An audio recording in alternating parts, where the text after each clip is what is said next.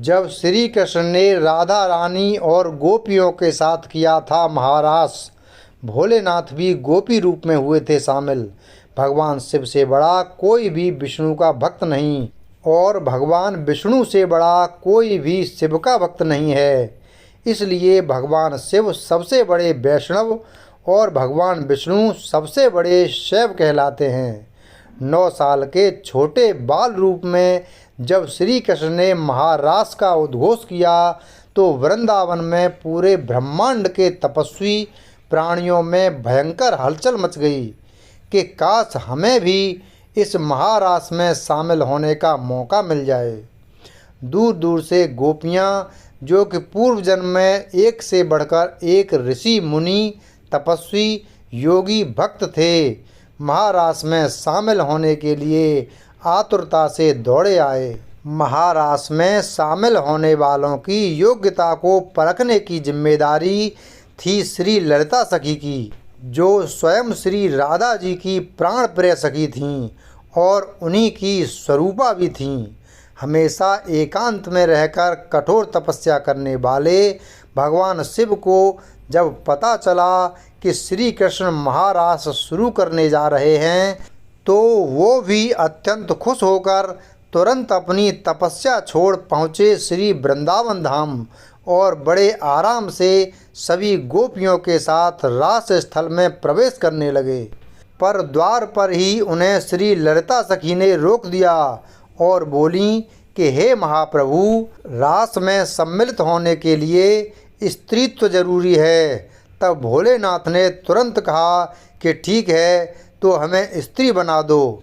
तब ललिता सखी ने भोलेनाथ का गोपी वेश में श्रृंगार किया और उनके कान में श्री राधा कृष्ण के युगल मंत्र की दीक्षा दी।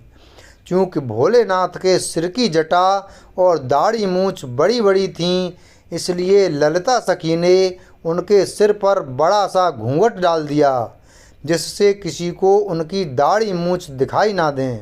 महादेव भोलेनाथ के अति बलिष्ठ और बेहद लंबे चौड़े शरीर की वजह से वे सब गोपियों में एकदम अलग और विचित्र गोपी लग रहे थे, जिसकी वजह से हर गोपी उनको बड़े आश्चर्य से देख रही थी। महादेव को लगा कि कहीं श्री कृष्ण उन्हें पहचान ना लें, इसलिए वो सारी गोपियों की भीड़ में सबसे पीछे जाकर खड़े हो गए। अब श्री कृष्ण भी ठहरे मजाकिया स्वभाव के और उन्हें पता तो चल ही चुका था कि स्वयं भोले भंडारी यहाँ पधार चुके हैं। तब उन्होंने विनोद लेने के लिए कहा कि महारास सबसे पीछे से शुरू किया जाएगा। इतना सुनते ही भोलेनाथ घबराए और घूंघट में ही दौड़ते दौड़ते सबसे आगे आकर खड़े हो गए।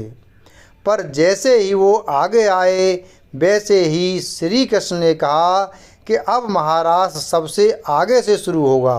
तब महादेव फिर दौड़कर पीछे पहुँचे तो श्री कृष्ण ने फिर कहा, रास पीछे से शुरू होगा। तब महादेव फिर दौड़कर आगे आए। इस तरह कुछ देर तक ऐसे ही आगे पीछे चलता रहा और बाकी की सभी गोपियाँ आश्चर्य से खड़े होकर श्री कृष्ण और श्री महादेव के बीच की लीला देख रही थीं और ये सोच रही थीं कि ये कौन सी गोपी है जो डील डॉल में तो भारी भरकम है, पर बार बार शर्मा कर कभी आगे भाग रही है तो कभी पीछे की ओर। जैसे लग रहा है श्री कृष्ण भी इसको जानबूझकर हैरान करने के लिए बार बार आगे पीछे का नाम ले रहे हैं। कुछ देर बाद श्री कृष्ण ने कहा कि महाराज सबसे पहले इस चंचल गोपी से शुरू होगा जो स्थिर बैठ ही नहीं रही है। यह कहकर श्री कृष्ण ने भोलेनाथ का घूंघट हटा दिया और आनंद से उद्घोष किया, आओ गोपेश्वर महादेव, आपका इस महारास में स्वागत है। और उसके बाद जो महाउत्सव ऐसा हुआ कि ऋषि महर्षि भी हाथ जोड़कर नेति नेति कहते रहे। इस महारास के महासुख को शब्दों में बयान नहीं किया जा सकता है। तब से आज तक भगवान शिव शंकर वृंदावन में गोपेश्वर रूप में ही निवास करते हैं। वृंदावन के गोपेश्वर महादेव मंदिर में, जहाँ उनका रोज शाम को गोपी रूप में नित्य रास के लिए श्रृंगार किया जाता है। श्री गोपेश्वर महादेव का दर्शन और इनकी इस कथा का चिंतन करने से श्री कृष्ण की भक्ति में प्रगाढ़ता आती है और इस कलयुग में भक्ति ही वो सबसे सुलभ तरीका है जो इस लोक के साथ परलोक में भी सुख प्रदान करता है। जय श्री गोपेश्वर महादेव। जय श्री कृष्ण। राधे राधे। वीडियो अगर पसंद आया हो तो वीडियो को लाइक करें, चैनल को सब्सक्राइब करें और बेल आइकन प्रेस करें। धन्यवाद।